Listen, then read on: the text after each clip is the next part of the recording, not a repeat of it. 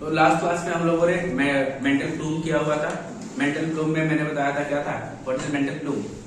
Bubble impurities other than impurities of asthenosphere which are not part of convection cycle। वो convection cycle का part नहीं थी। और क्या हो रहा था, जैसे ही टेम्परेचर राइज हुआ they start to rise in form of bubbles and gradually they rise up to the surface and creates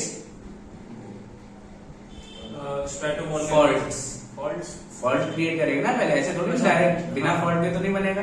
fault create किया, then they start to accumulate after rising over the surface, ठीक है।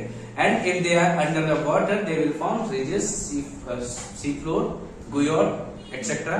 And if they are above the water level और sea level they will form shield volcanoes और basaltic plateaus. Island like structure है but basically they are shield volcano और basaltic plateau बनाते हैं because they are basic in nature, ठीक है। जब खूब बेसिक होगा तो क्या बनाएगा? अच्छा, प्लेट्यू और shield volcano, which one is more basic? Plateau और कौन सा होगा? शील्ड वोल्केनो, बसाल्टिक प्लेट्यू और shield volcano. Basaltic plateau is more basic in nature, ठीक है। तो we have completed up to this place and the place where the fault created और the shield volcano start is known as hot spot, ठीक। ये बात समझ में आ गई थी। Today we will do tsunamis.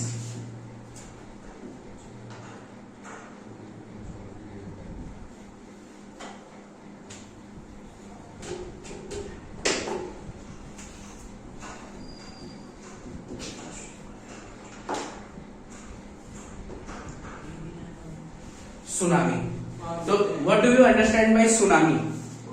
वही ये पानी में जो भूकंप आता है, तूफान आता है। पानी में भूकंप आया, तूफान। बेसिकली होता क्या है?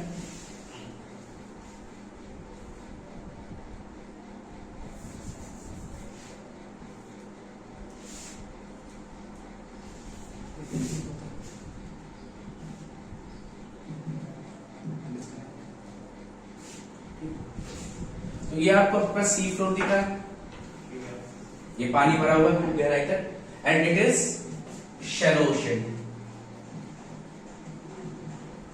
शैलो ओशन दिख रहा है, ठीक है। या इसी को हम लोग क्या बोल देते हैं? सी शोर, किनारा। And it is deep ocean, ठीक। यहां तक कोई दिक्कत किसी को? अब देखो, जो शैलो ओशियन है, सीशोर क्या है? It is basically the part of continental shelf. Continental shelf का पार्ट होगा। अब आपको क्या दिख रहा है? यहां पे आपको सी फ्लोर दिख रहा है। अब सी फ्लोर में कहीं दूर, जब डीप ओशियन में, जहां पे क्या हो, डेप्थ 3 to 5 किलोमीटर की हो, डेप्थ कितनी हो? 3 to 5 किलोमीटर पे हो, वहां पे किसी टाइप की कोई टेक्टोनिक एक्टिविटी हो रही हो। क्या हो रही हो?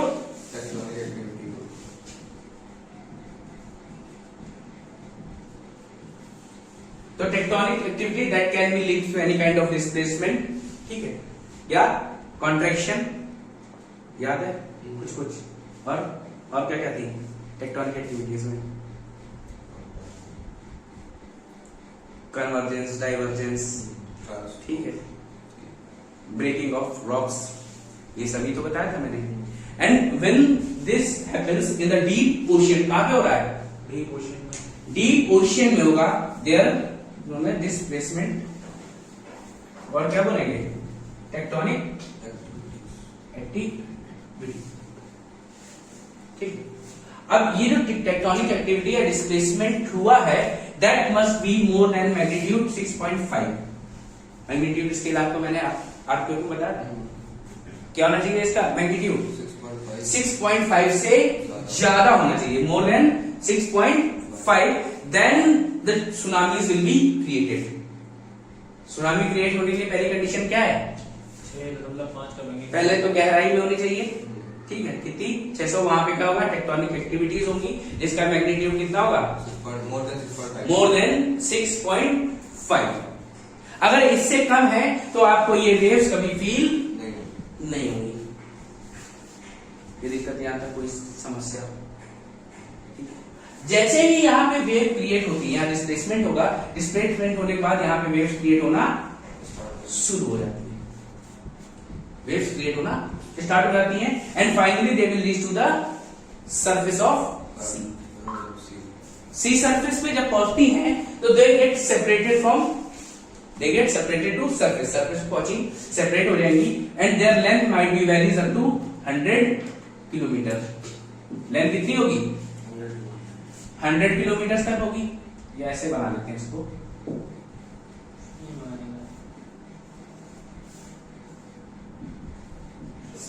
और इसकी जो हाइट होती है, it's height up to 3 to 5 feet.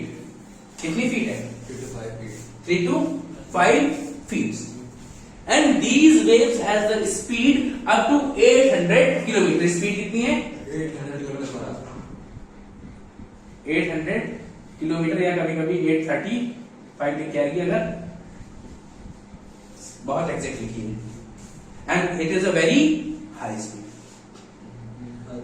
तो क्या हो रहा है? ये एनर्जी क्रिएट हुई यहाँ पे, and creates waves which reaches to surfaces, and they create the surface waves create की ओशन पे, जिनकी लेंथ क्या है? 100 किलोमीटर तक है, चौड़ाई हो सकते हैं। their width up to can be 100 kilometers and height 3 to 5 kilometre, और स्पीड कितनी है? 3 to 5 फीट, ठीक है। स्पीड कितनी है? 800 to 835 kilometre per hour. It is very high speed. अब ऐसा क्यों हो रहा है? Because there is very less friction in the deep ocean. भाई आप इतनी गहराई है, यहाँ पे फ्रिक्शन काम बहुत कम मात्रा में करता है, जो कि बहुत ज्यादा इफेक्ट नहीं करता। बट जैसे जैसे क्या होगा, ये वेव क्या करते हैं? मूव करना शुरू करेंगे आगे की ओर। As the move starts to move towards the shore, they will get surface friction. इनको क्या मिलेगा? Surface friction. भाई बेसिकली हम देख के चले कि ये मान लो आपका प्लेन है, और यहाँ से आप अगर पानी डालो प्लेन में, और यहाँ रखे हो पत्थर, तो क्या होगा? यहाँ जाके पानी ऐसे उठता है ना, ऐसे ही यहाँ भी क्या हो रहा है? जैसे जैसे वेव आगे की तरफ आएगी, क्या होने लगेगी? वो राइज होने लगेगी, ठीक है, राइज हो जाएगी, और स्पीड भी कम हो जाएगी भैया फ्रिक्शन की वजह से, ठीक है। अब ये जो आपकी एनर्जी है, यहाँ पे एनर्जी कौन सी है?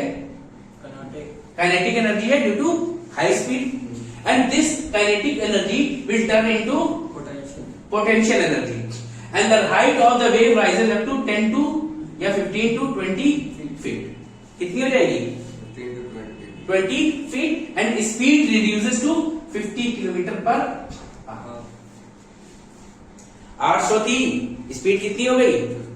50 किलोमीटर प्रति घंटा हो गई, और ये ऊंचाई 10 से 15 से 20 फुट हो गई। यहाँ पे कितनी थी? 3 से 5। हाइट इंक्रीज हुई, स्पीड कम हुई, ठीक है। हाइट इंक्रीज हुई, स्पीड कम हुई, और कितनी हो सकती है? It can rise up to 100 feet तक। कितनी हाइट तक जा सकती है? 100 फीट तक। और ये जो आपकी विड्थ थी पहले 100 थी, विड्थ आपकी कितनी थी पहले? 100 थी। अब ये सिमट गई, कितनी हो गई? 15 से 20 फुट हो गई, ठीक। जब 100 किलोमीटर समिट के 15-20 हो गया, और जो 3 से 5 फुट थी वो 100 फुट तक ऊंची चली जाएगी। यहां तक कोई समस्या आ रही है? कोई दिक्कत? भाई ये जो 100 किलोमीटर की आपकी थी, ये कितनी समिट के रह गई? 15 से 20 फुट, और height up to 100 feet. This can पूरी सबमर्ज बिल्डिंग, पूरी एक बिल्डिंग को डुबा सकते हैं। भैया फिट में ये है कि भैया 15 to 20 किलोमीटर हो गई है। फिट बहुत होती थी बड़ी डुबाने के लिए। They are very high energy. क्या होती है? वेरी हाई एनर्जी वाले पार्ट होते हैं। अब जैसे ही ये सोल की तरफ बढ़ेंगे तो क्या होगा? यहाँ पे आप बढ़िया ऐसे लेटे होते हैं,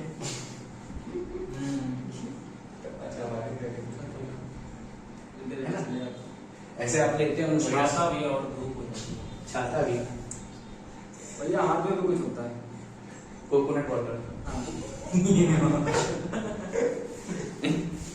हाथ में कोकोनट वाटर है, आराम से आप लेटे रहेंगे, और साथ में पड़ोसी दोस्त भी है एक बगल में, और तुरंत भाई सी वेव आ रही है, अरे भाई ज्यादा मत पड़ा कर, तुझे हर समय सुनामी दिखाई देता है, और थोड़ी देर बाद क्या होगा, ये वेव आएगी और डुबा के चल देगी। ठीक है, अब जब देखो एक वेव आई और इसको डुबा के चली गई।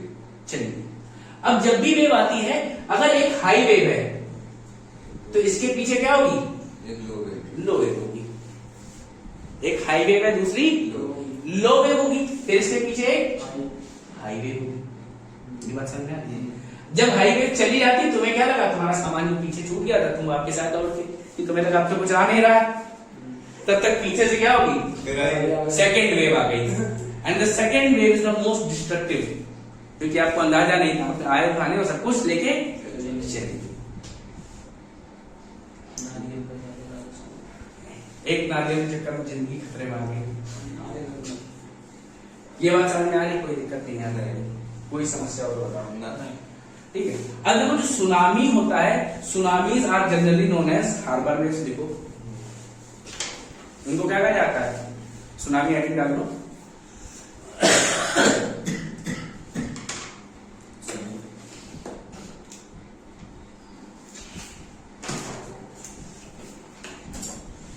Tsunamis are generally known as harbor waves. अब हार्बर का मतलब क्या होता है, कोस्ट होता है, कोस्ट है, किनारा है, but these are not the coastal waves, they are created in the deep ocean. इनके नाम के में मत जाना पहली बात तो, इनका नाम हार्बर वेव है, बट ये क्रिएट कहां होती है, deep ocean. Alike the name, these are not the harbor waves, these are created in deep ocean. Name,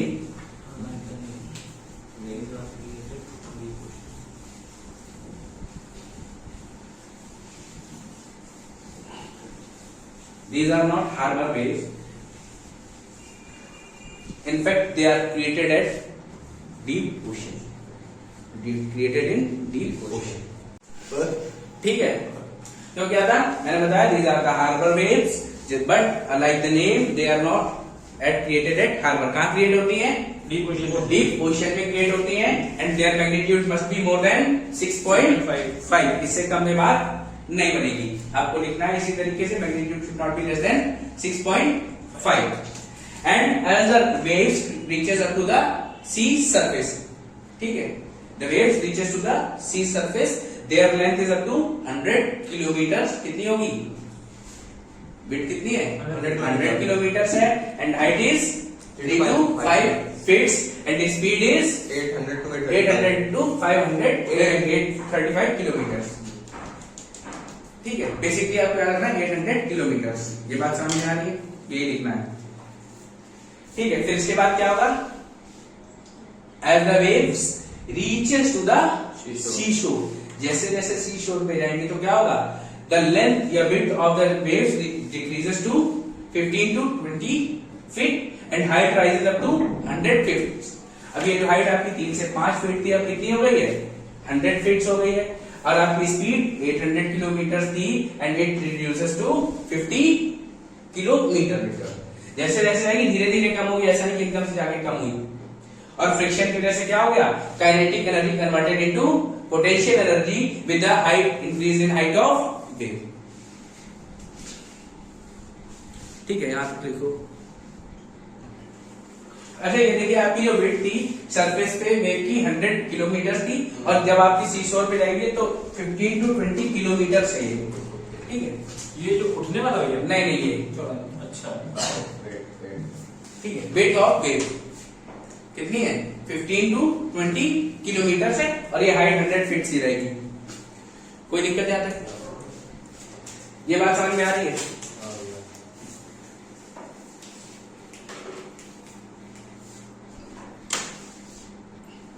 ठीक है, ये बात समझ में आ गई, कोई दिक्कत नहीं। अभी देखो,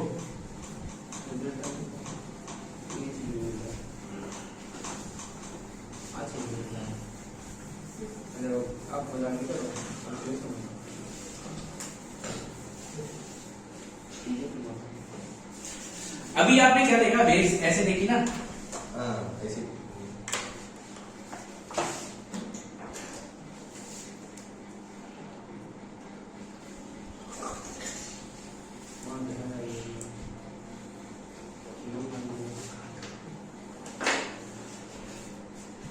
ठीक।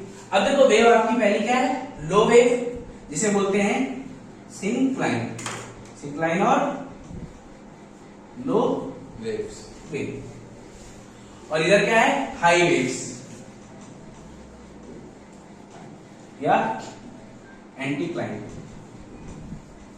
ठीक है, सिंक्लाइन और एंटीक्लाइन, याद रहेगा, कोई दिक्कत। अब यहां पे क्या थी, हाइट, यहां पे कुछ हाइट रहेगी, सी लेवल पे है, गड्ढा ही है, कुछ दिखाई नहीं दे रहा होगा। यहाँ पे हाइट कितनी जा सकती है, अप टू 100 फीट। 100 फीट। ये बात है, ये नीचे वाला कितना है? ये हाँ। इसके अभी Also 100 फीट सेम ठीक, ऐसे जाएगा। ये हो सकती है, और ये 10 to 20 किलोमीटर अच्छा, ये सी शोर के किनारे वाला है। किनारे मान लो, ठीक है, कोई दिक्कत नहीं। एक क्या होती है, किनारे आ गए, जब वेव किनारे आई तो एक होती है एंटीक्लाइन ऊपर की ओर और एक तरफ सिंक्लाइन। तो वेव को किनारे में पहुंचने के दो तरीके हो सकते हैं, या तो पहले एंटीक्लाइन पहुंचे या सिंक्लाइन। एंटीक्लाइन पहुंचेगी तो पहले हाई वेव पहुंचेगी, पानी बहुत तेज ऊपर से आएगा, एकदम झपाक से मुंह पे पड़ेगा, तब तो कोई दिक्कत नहीं है, तुम्हें समझ में आ गया पानी आया। लेकिन कभी कभी क्या होता है, एंटीक्लाइन की जगह सिंक्लाइन वेव शोर पे पहले पहुंचती है। तो ऐसी सिचुएशन में क्या होता है, you will find that the water is 300 to 400 feet behind. क्या होगा, पानी 300 से 4 फुट अचानक पीछे दिखाई देने लगेगा। भाई अगर आपका, मैंने माना कि ये आपका सी शोर था, पानी यहां पे भरा रहता था, पानी यहां तक रहता था, लेकिन क्या हुआ, जब वेव आई तो पहले आ गई सिंक्लाइन वाली, तब ये पानी का लेवल यहाँ कहीं पहुंच जाएगा 300 से 400 फीट पीछे। मतलब कभी कभी अगर तुम गोवा हुआ जाओ, पानी बहुत ज्यादा दूर अचानक से पीछे चले जाए तो समझ लेना भागना है वहां से, समझ रहे हो। नहीं तुम सोचो अब तो पानी चला गया, हम भी जा रहे हैं आगे, क्योंकि आगे अगली आने वाली वेव क्या होगी, एंटीक्लाइन होगी, जो कि हाई वेव है, और फिर तुम वापस नहीं आओगे वहां से। बहुत थप्पड़ मार अच्छा, ये समझ में आया। हाँ भैया। The wave can be anticline and syncline. Anticline is high wave and syncline is low wave. Whenever the high wave reaches the first, it will show you the seashore will be inundated completely. But if the syncline wave reaches to the shore firstly, then the water appears to be 300 to 400 feet behind its actual position. अपनी actual position से क्या दिखाई देगा, 300 से 400 feet पीछे दिखाई देगा। तो इससे आपको अंदाजा लग जाना चाहिए क्या हो गया है भैया, सुनामी आने वाली है। दोनों दिक्कत यहां तक, ठीक है। अब देखो, जहां पे ये जो सुनामी हो रही है इसको बोलते हैं सुनामी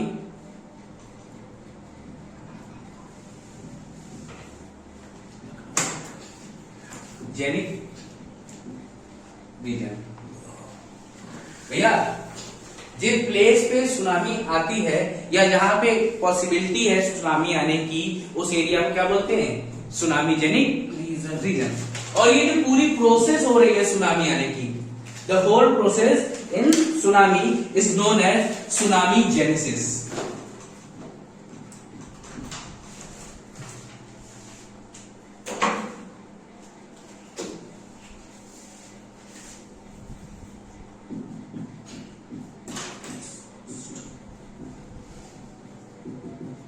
ये क्या है, प्रोसेस है। जो सुनामी आने में जो पूरी प्रोसेस है इसको क्या बोला गया है, सुनामी जेनेसिस। और जहां जो सुनामी आती है जिस प्लेस पे ज्यादा चीज देखी जाती है वो क्या है, सुनामी जेनिक रीजन।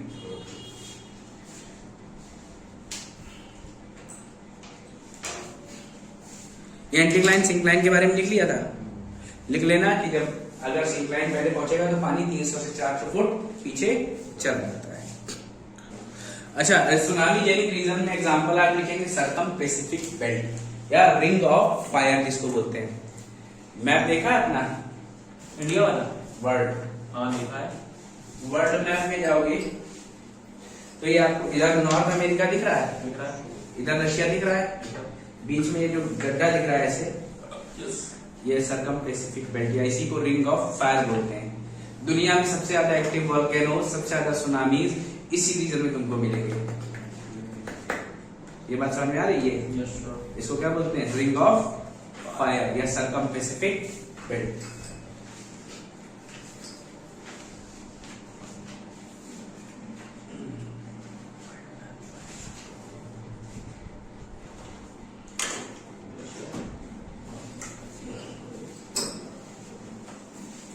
लिख लिया?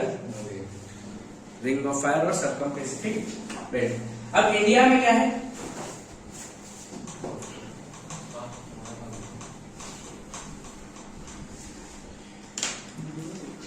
ये आपका इंडिया है भैया, हाँ भैया। इंडिया है। हाँ। ये आपका ईस्टर्न कोस्ट है और ये